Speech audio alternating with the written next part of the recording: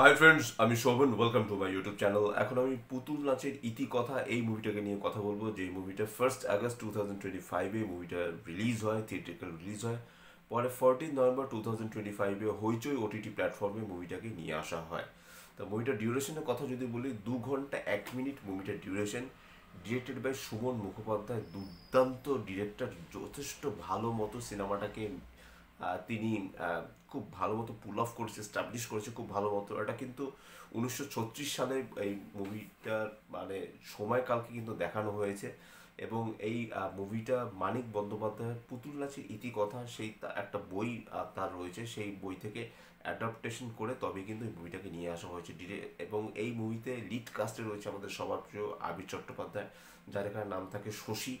সে সদ্য মানে ডাক্তারি পাশ করে সে তার গ্রামে আসে, এবং সে গ্রামে এসে কি কি দেখতে পায় সেই জিনিসগুলোর উপর বেস করে কিন্তু মুভিটা দাঁড়িয়ে। এই মুভিতে কিন্তু শুধু আবির চট্টোপাধ্যায় নয়, আবির চট্টোপাধ্যায় ছাড়া রয়েছে জয়া হাসান, রয়েছে পরম বুদ্ধ চট্টোপাধ্যায়, রয়েছে একটু সময়ের জন্য রয়েছে সুরঙ্গনা, রয়েছে অনন্যা, রয়েছে ধৃতিমান চ্যাটার্জি, রয়েছে এখানে আহ, অন্য অন্য কাস্টে শান্তিলাল মুখোপাধ্যায় রয়েছে। কাস্টিংটা বেশ দুর্দান্ত রকমের।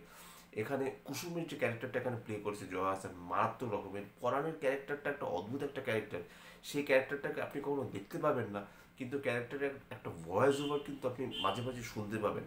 এমনভাবে গ্রাম বাংলাকে দেখানো হয়েছে, এর আগে কোনো বাংলা সিনেমায় গ্রাম বাংলাকে আমার মনে হয় না, মানে আমি বললে পরে হয়তো কম বলা হবে, সত্যজিৎ রায়ের পর আমি কিন্তু সুমন মুখোপাধ্যায়কেই বসিয়ে রাখবো। এই কারণে গ্রাম বাংলাকে এত সুন্দরভাবে দেখানো হয়েছে। প্রথমে যে সিনটা, যেখানে আবির চট্টোপাধ্যায়ের ক্যারেক্টারটা শশী বা শশী, সে নৌকো করে আসছে, সে কোনো একটা মূর্তিকে দেখতে পাচ্ছে এবং গাছের মধ্যে মূর্তিটা আটকে, এবং বজ্রপাতে সেই লোকটার মৃত্যু হয়।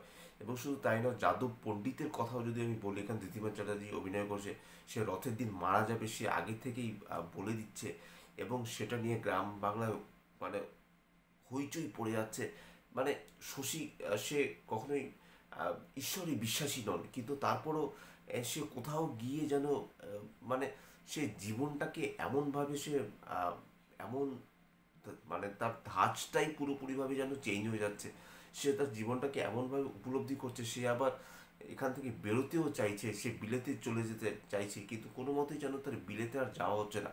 এবার কুসুমের সাথে যার রিলেশন সেটাও বেশ ভালো। এখানে কুমুদের সাথে যে মতি রিলেশনটা, সেটাও খুব সুন্দর ওয়েতে দেখানো হচ্ছে। সেন দিদির ভূমিকা অনন্যা চ্যাটার্জি রীতিমতো ফাটিয়ে অভিনয় করছে, তার একটা চোখ নষ্ট হয়ে যায় সেই জিনিসগুলো। এবং প্রত্যেকটা ক্যারেক্টার খুব স্থূল ক্যারেক্টার, এবং যেই প্লটগুলো এখানে সাজানো হয়েছে এত ভালো।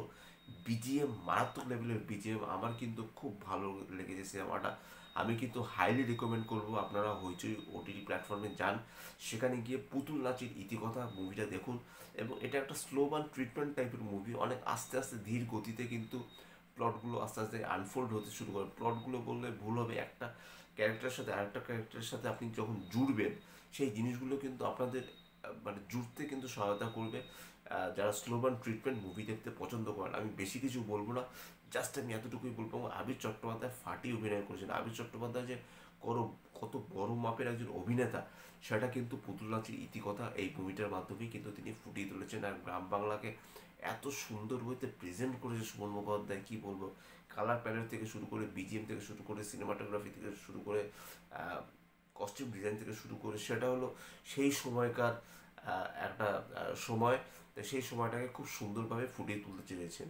তো যাই হোক, এটাই ছিল আমার পুতুল নাচের ইতিকথা মুভি রিভিউ। যদি আমার চ্যানেলটা ভালো লাগে থাকে, লাইক, শেয়ার, কমেন্ট এবং সাবস্ক্রাইব করতে ভুলবেন না। আমার চ্যানেলকে ইনস্টাগ্রামের লিঙ্ক, ফেসবুকের লিঙ্ক এবং ইউটিউবের লিঙ্ক আমার ডিসক্রিপশন বক্সে দিয়ে দেওয়া রয়েছে, সেখান থেকে আপনারা আমাকে কমেন্ট করতে পারেন। এবং অবশ্যই পুতুল নাচের ইতিকথা এই সিনেমাটা আপনারা দেখুন, বেশ উপভোগ্য একটা সিনেমা।